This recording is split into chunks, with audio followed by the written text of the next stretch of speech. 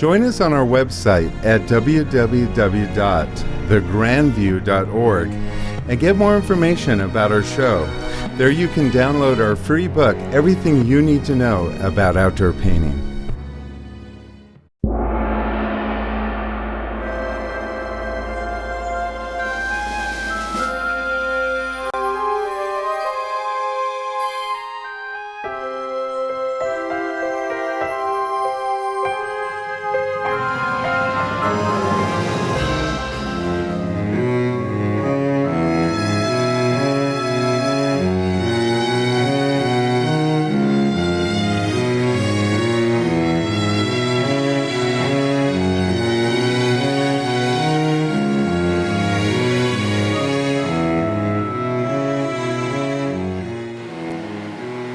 There's so many beautiful places to paint here at Point Reyes, and one of the best places of all is the beach itself. I've chosen a beautiful composition with the beach and the ocean in the background. We're going to have a little bit of water, mostly these wonderful dunes. So what I'm going to do is very broadly place in a sketch. I'm going to paint these cliffs. As we progress with our sketch, it's a key point to also pay attention to the darks and lights. As the day progresses, the light's going to change a little, and I want to try to capture this morning light. Towards the afternoon when the sun is high, all these shadows are going to be gone. And I want to make little quick footnotes, and I do this in the sketch process to remind me of the lighting that's happening at this very moment. And I'm going to add more burnt sienna to my verticals, just because I want them to have a nice brown undertone. I'm going to take a little bit of turpentine and actually pull off some of my sketch to get a little highlight. Also, it's important to realize that it is the gesture of the brushstroke that will count at the very end of the painting. If you bring a lot of energy into your sketch, that will play forth throughout the whole painting. Grab a paper towel and you can always wipe off areas where you want light. So I'm thinking about the whole painting now. This is my main focal point in this area. I want to concentrate most of my lighting in the main focal point area. I'm also paying attention to angles. It's a 45-degree angle. This is a straight angle that goes across with these rocks. And they have these wonderful little green highlights on the top of them. Also, we have to remember too, it seems like this is high tide right now. So if the tide goes out, we could end up with a lot more beach. I like it the way it is right now. And at this point too, you can experiment around. Because if you put a line in and you say you don't like it, you can take your brush and you can just easily take it out. I'm going to start taking some white and some cadmium yellow and a little bit of alizarin crimson, and that's going to be pretty much it that I'm going to use on my palette. I want to mix up a gray for the sky, and I'm going to very quickly get rid of my brown color that I have as my base with this bluish gray tone. And what's going to happen is that these clouds in the distance will just pop up. So I'm painting around those clouds with light. But it's important to realize that this stroke here is contrary to that big bold stroke. It's definitely a vertical stroke. Oftentimes when you're painting and you can't just get something to pop off the canvas, change the direction of your stroke. There's a little bit of blue peeking through the top of my sky. Now with my sky done, we're ready to start doing the background mountains. Background mountains, because of the atmosphere and the fog, are roughly about the same colors, except a little darker value. Nice vertical strokes, and flick up to get the trees. I'm going to add a little bit more blue in some areas, and the blue will give the feeling that there's little canyons in the background mountain. Now I'm going to add a little bit of yellow to my mountain color in the background, and I'm going to put in the next hill here in the beginning of my cliffs. This again is this gray color of burnt sienna and cobalt blue, and I've added a little bit of cad yellow to it.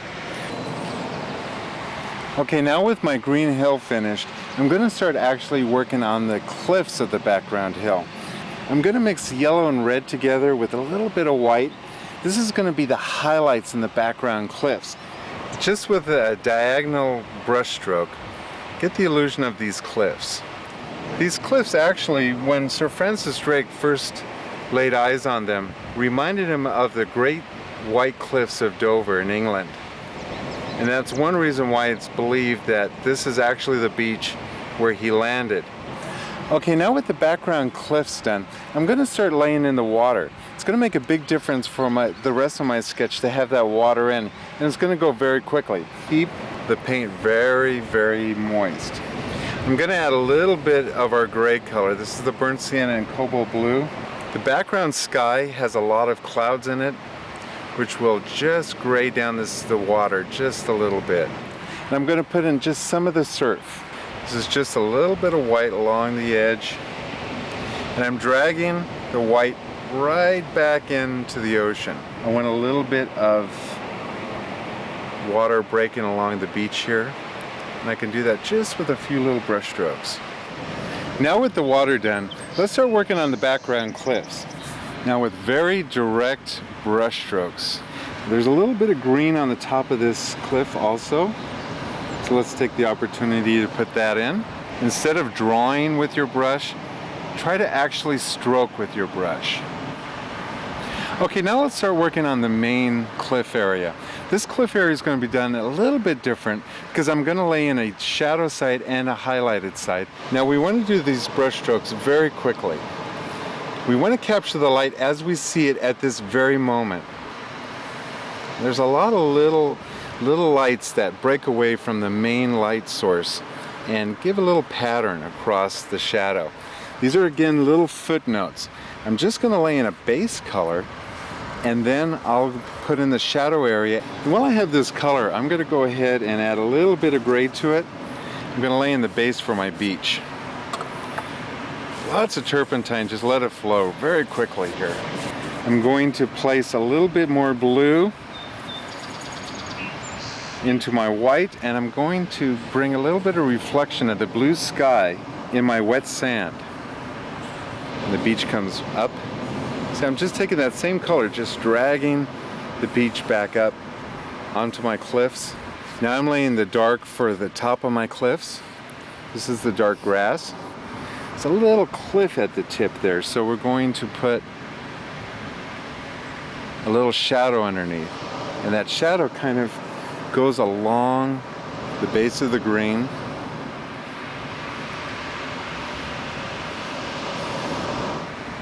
Okay, now I'm working slowly to my rocks out into the water. And remember, there's a nice green area up there. I want to preserve that. And I'm going to work these highlights up into my cliff, but I really want to get to the end of my rocks and that wonderful light hitting the green. So I want to bring blue and yellow together, make a nice bright green, and let's bring that color out here. And I'm going to do vertical strokes and place in the shadow area of my rocks. By mixing a little bit of this cobalt blue and this burnt sienna together, we're going to create a dark wet sand area. I've added a little more white to the same color I'm using, and it's given me a nice sandy silvery color. And the wet sand should contrast a little bit to that blue that I put in for the reflection of the sky. I love painting reflections of sky on sand. It's a combination of the darks and the lights and the blues and the reflections that make this look like real shallow water. Now with the water done, we're going to start working on the foreground. So what we want to do is, in the foreground, get these broad strokes of darks. This is the base for my logs and for my ice plant in the foreground sand. And I'm also drawing it. There's a little clump of weeds that stick up from here. Short little strokes like this. See the power of a brush stroke? We're going to mix yellow and blue together, and we're going to put the highlights on the grass. The way to get different variations of green is to go back and forth with a little more red, a little more yellow, or a little more blue. Notice how purposefully I'm moving my strokes. Almost every time I lay a brush stroke down, it's in a different angle or different direction. There's a little energy of some sand peeking through here. Just very quickly cut into your darks. See, I'm bringing these short strokes up like this. This is going to be the base for my ice plant. Let's put some ice plant in here. I've added a little bit more red because the ice plant has a little feeling of red leaves. Just laying the dark colors for our logs and try to get a lot of movement in these logs. Now with the base of these logs done, we're going to put the highlights in. We're going to mix white into our burnt sienna cobalt blue color, and we're going to make a light gray tone. Don't do a lot of detail, just enough to pull them out of the shadow. Just using the corner of my brush to get a few little broken branches. The colors of these ice plants are real bright. Bright yellows, bright greens. They're not indigenous to California, but they're sure beautiful. I'm just very quickly softening some of the edges before we start doing the flowers. And now we're going to add a little bit of purple onto our palette. At this point you could just go through your box and find some interesting color, because we're going to start painting the flowers. So what I'm going to do is I'm actually going to squeeze out some colors out of the tube. And these colors are going to be like violets and phthalo red rose,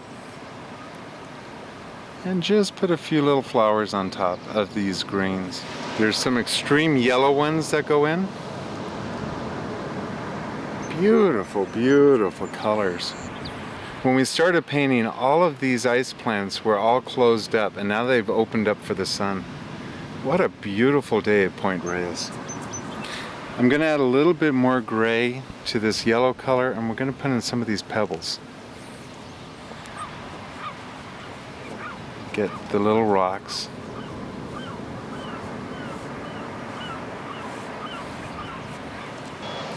And now with our flowers done, it's time to finish up our painting. We've had a beautiful day here at Point Reyes, and unfortunately we'll have to go.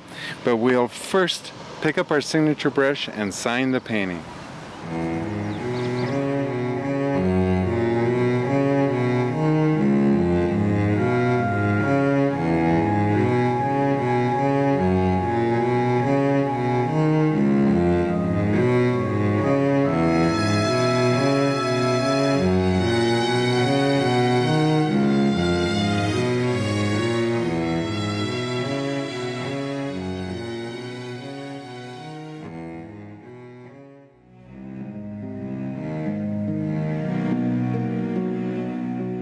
Expanded instructional DVDs that feature an hour-long demonstration of today's painting and other paintings in the series are available at the Grandview by calling 1-800-511-1337.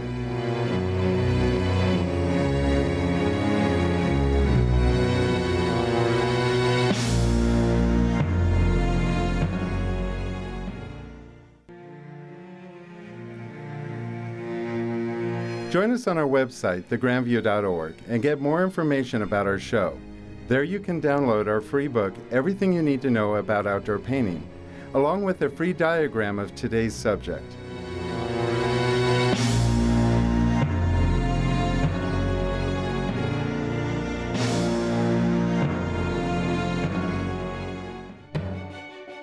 paintingfromnature.com, a website for artists seeking inspiration, advice, and knowledge to master painting from nature. paintingfromnature.com. And